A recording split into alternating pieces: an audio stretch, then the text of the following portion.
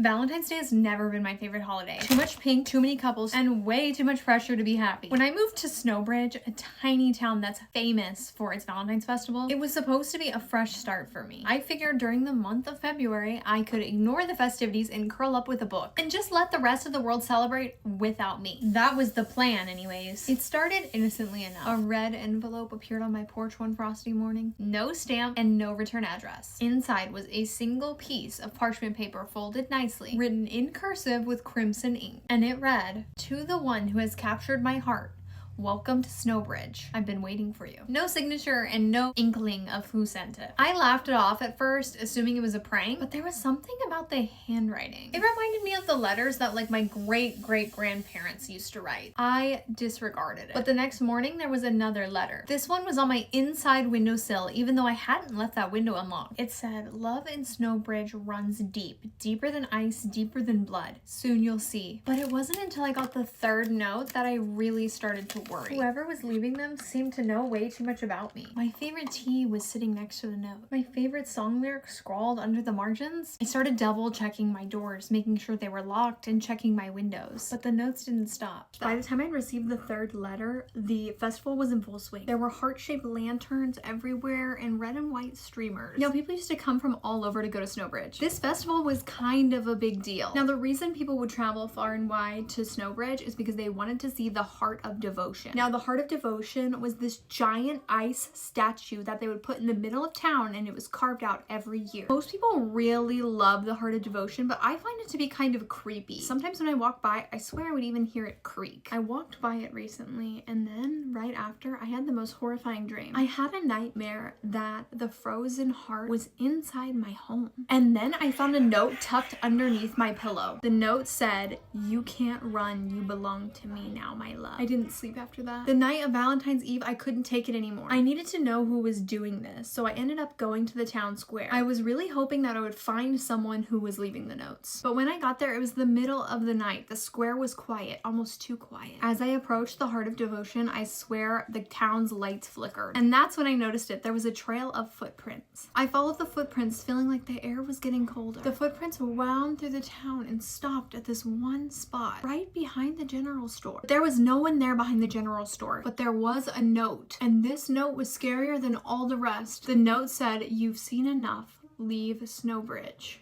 I didn't take the note. I didn't even breathe. I turned and slowly walked home. I resisted the urge to run. The next morning, I left Snowbridge.